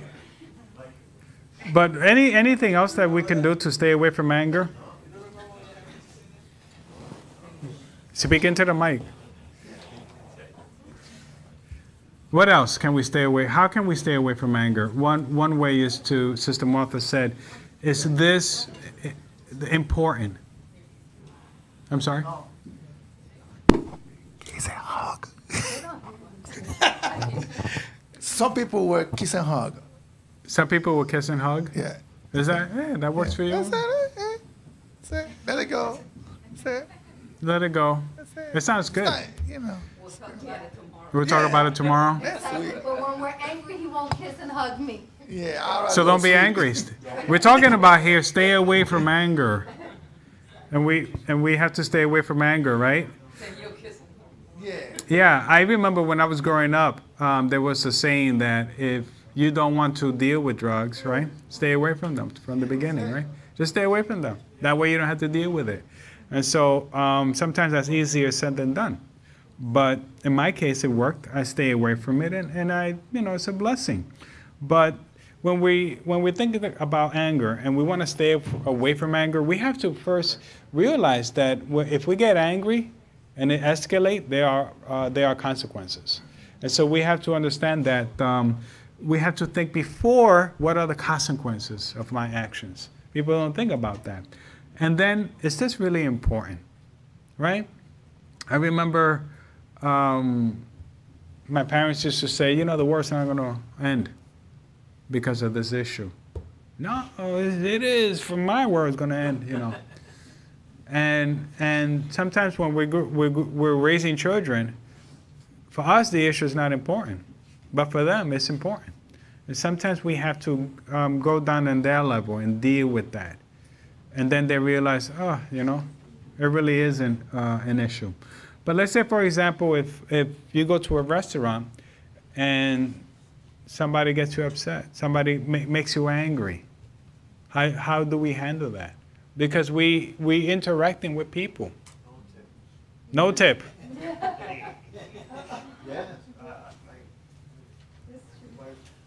See, where's the mic?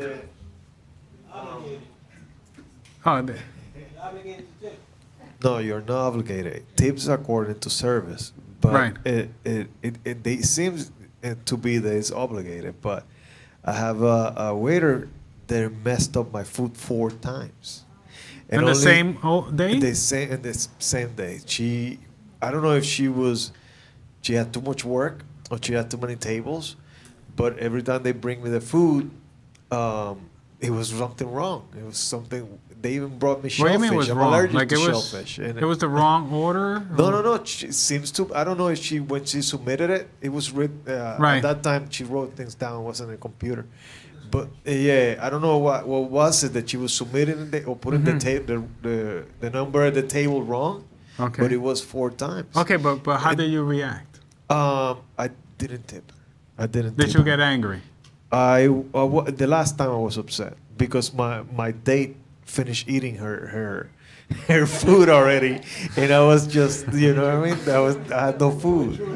I was no food, and she didn't came by. It was weird because she never, they usually come fill up your water. Right. It was just I have to call another waiter. Hey, can you tell her that this is not what I ordered? You see what You see what I did he mean? do?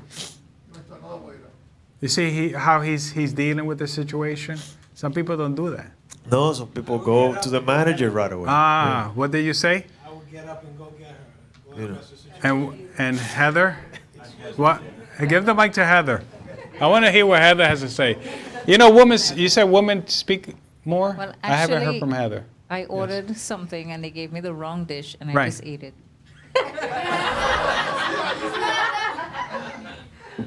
Heather just ate the dish. I You don't know want him to what? spit in my food Hey, listen, I'm hungry. This wasn't. because I don't want him to spit in my food.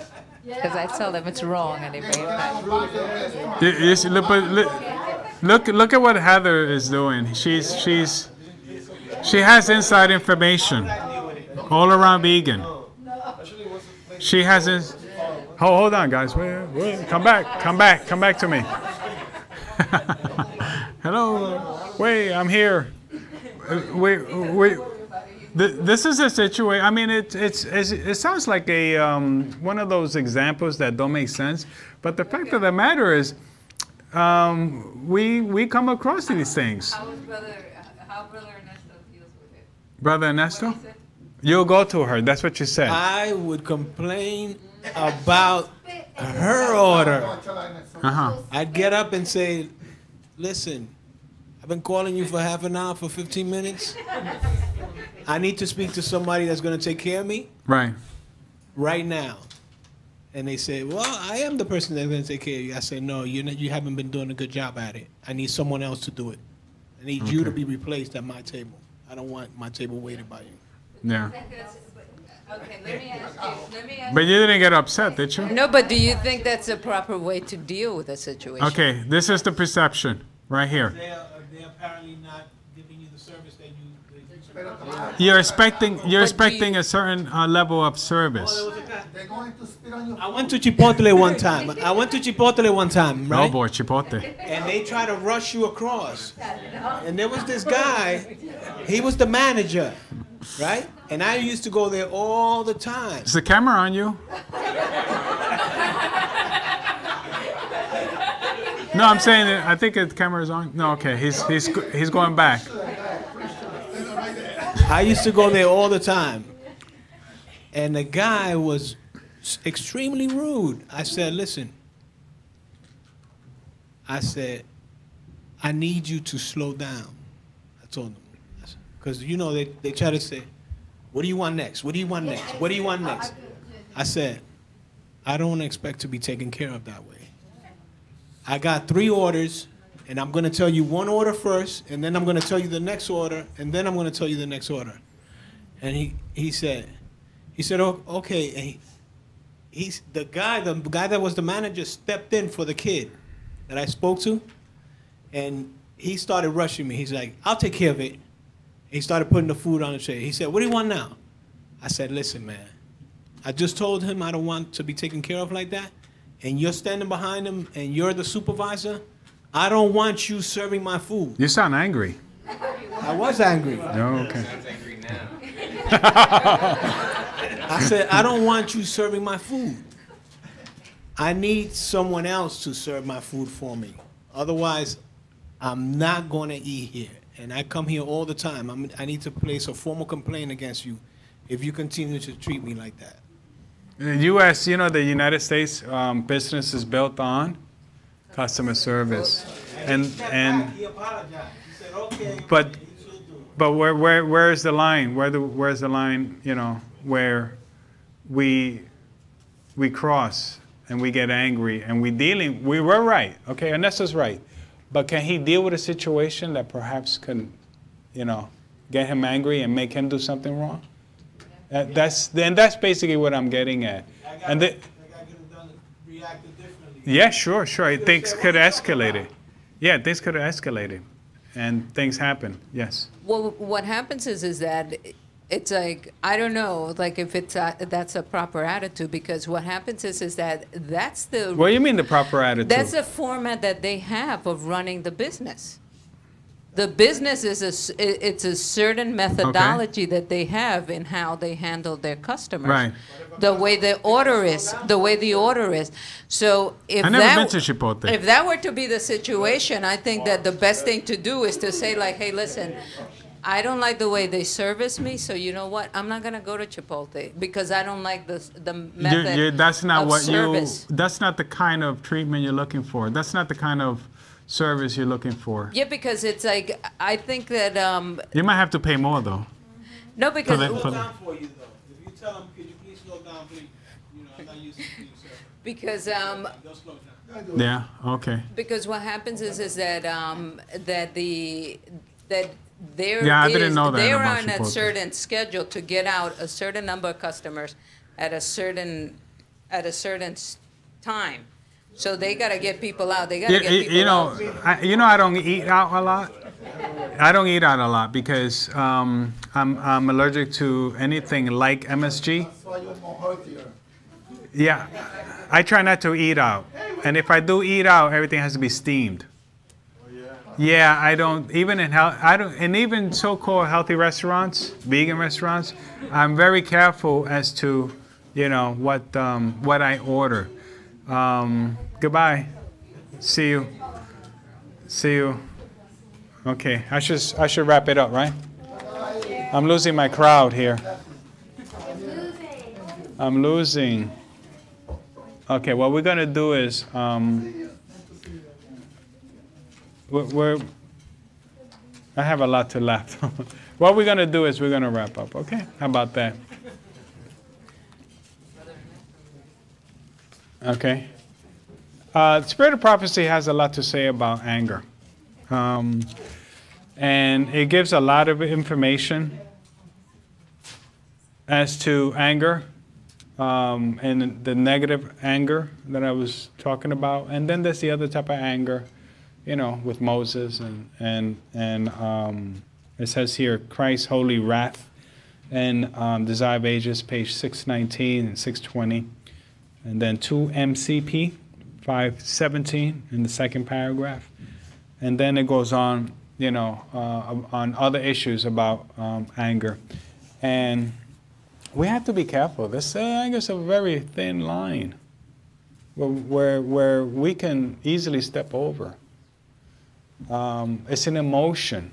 And sometimes in life, especially in this world, in this age, that so many things happen that are against us. We're Christians. We eat a certain way. We like things a certain way. People react negative to us, right? So there's a lot against us, right?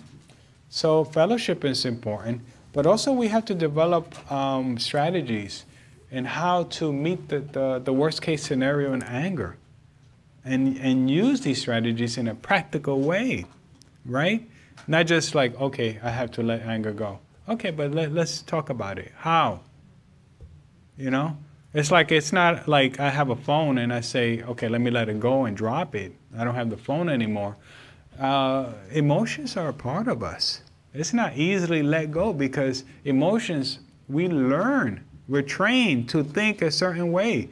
And so to get away from that, it takes a long time of unlearning. And then sometimes, yeah, but we have to unlearn and we have to learn. And we have to understand that we hear with other people, we live with other people. And so we have to learn how to master the things that we're weak in. When we get married, two individuals get together and they should become one. And so the male doesn't get his way all the time, and the female doesn't get her way all the time. And so sometimes we have to say, okay, I'm gonna make you happy, right? I'm just gonna make you happy. And the woman has to say, okay, I'm gonna make you happy. So you're living to make each other happy, and what happens? Nice things happen, right? And then anger comes down. But anger opens the heart to Satan. Can you imagine? You want to give your heart to Christ, and then you get angry, and then you open it up to Satan. And you're like, oh, you have a heart attack, and all these bad things happen to you. We have to be careful. It goes on to say, those who are any supposed provocation, fear at liberty to indulge anger or resentment. It says indulge. This means that when you indulge, what happens? You know it's wrong, but you're eating a little bit more. You taking in a little bit more? Indulge anger or resentment are opening the heart to Satan. Bitterness and animosity must be banished from the soul if we should be in harmony with heaven. We got to leave these things on the side, right? Because we're going to heaven to be with beings that they've never sinned. They never experienced something like that. So we have to learn how to live with someone that's beings that are perfect. Servants of sin. His servants ye are to whom you obey. If we indulge anger, lust, covetousness, hatred, selfishness, or any other sin, we become servants of sin. No man can have two masters. If we serve sin, we cannot serve Christ. The Christian will feel the promptings of sin, for the flesh lusted against the spirit, but the spirit strived against the flesh, keeping up a constant warfare. Here is where Christ's help is needed. Human weakness becomes united to divine strength, and faith exclaims, "Thanks be to God, which giveth us the victory through our Lord Jesus Christ." And that's a combination of 2 or 3 quotes. But again, if we want to give our hearts to Christ, we have to remember that the things that we do that turn away our hearts from Him. And so again, we didn't go through the whole study, but I think that we've had enough discussion that we can go out and say, okay, I have something to work on. I have something to work on, which is anger. But now we have strategies, and we have Scripture, we have Bible that we can fall back on, right? Now that we know that anger might come up, but now we should be empowered by the Holy Spirit, by the guidance of Christ, to deal with that situation in a positive way. Yes. Should do a part 2. Should do a part 2. Yeah, probably we'll do a part 2. Every month I try to deal with situations in which deals with character building and issues that deal with us not being the kind of Christians we should be. And so I didn't even get into suicide, but sometimes people get angry and they even kill themselves. Unfortunately, that's what's happening now to a certain extent. But thank you so much. And at this time, we'll pray. Okay? All right. Huh? We'll pray. And I'm sorry? We'll sing. Okay. More about Jesus. All right.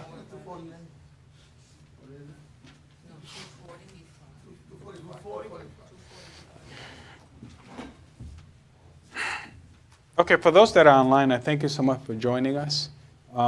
Be with us next week as we continue to study.